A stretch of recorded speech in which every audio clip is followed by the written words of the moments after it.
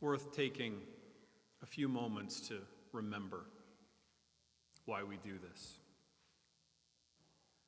Tomorrow morning, my wife, my kids, and I will get up, sit around a tree, and we'll offer gifts to each other.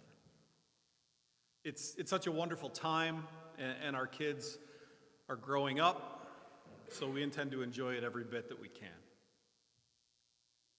But something that we don't often think about is that transaction of giving and receiving a gift.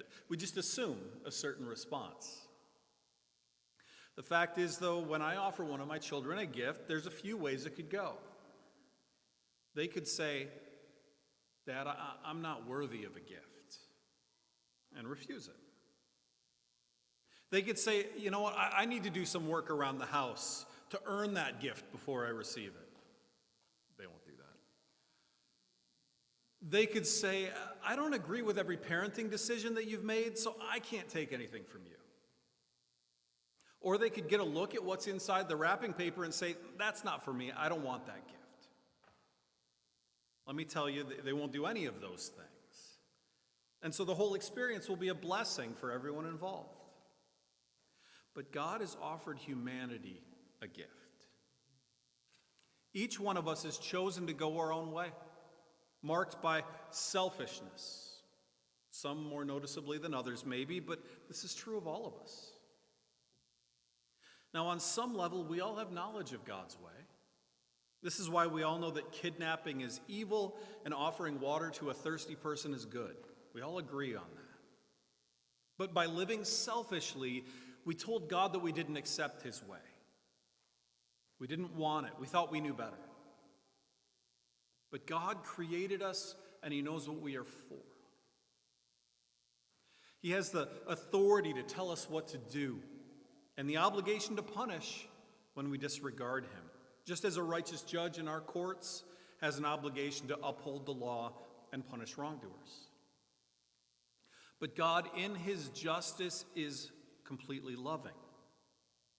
We all failed our first chance of obeying what we were created for. In love, God created a second chance through Jesus, who lived the life that we were all supposed to live.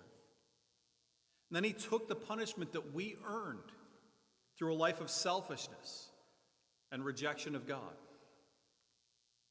But because of his perfect righteousness, the condemnation of our sin couldn't hold Jesus down, and he rose from the dead.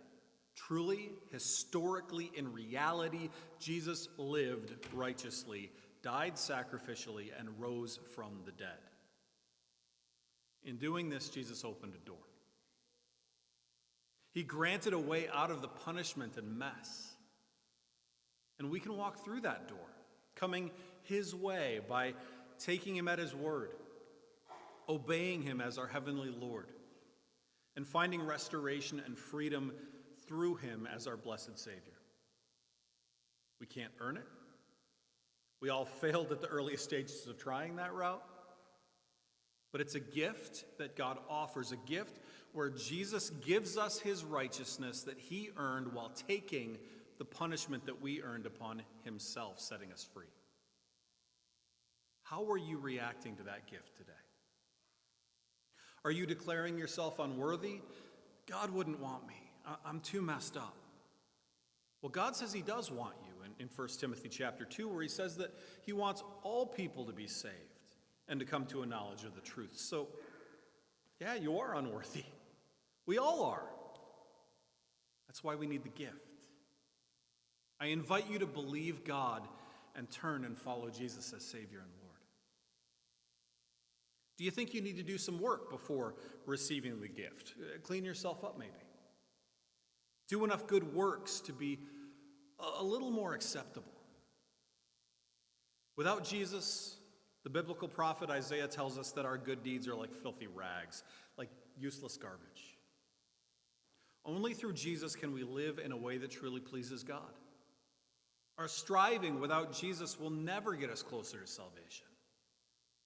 And so I invite you, instead of working to try to earn it, believe God and turn and follow Jesus as Lord and Savior. Maybe you have a problem with God's parenting decisions. Some don't like God's definition of sin, including many actions that people like to excuse, or even ones that we ourselves like doing. Others say they can't believe in a God who would send people to hell. Have you ever played the "'cause why" game with a toddler? They never understand why you want them to wash their hands, eat their vegetables, stop trying to leap down flights of stairs, or whatever else. They don't like your decisions that keep them safe and help them grow. They don't like that they face discipline for doing the wrong thing. Well, does that make you, the adult, wrong for pushing and enforcing those things? Well, of course not.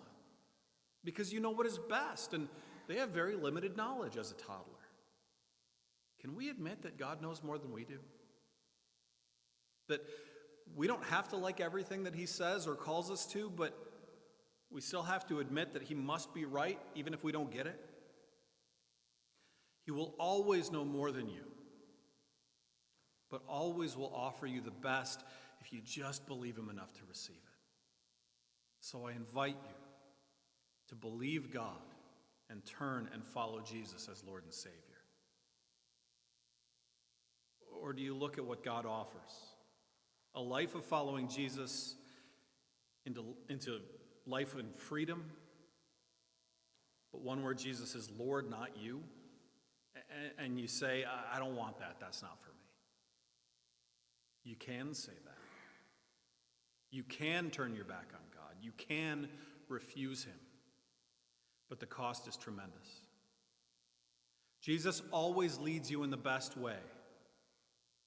Not always or even often the easiest way, but always the best. So you are actively saying you would rather be wrong than admit someone else is right. And you're saying you would rather spend eternity in hell, separated from everyone, mired in horrible, unquenchable regret, than let someone, the wisest, most loving of someones, tell you what you should be doing.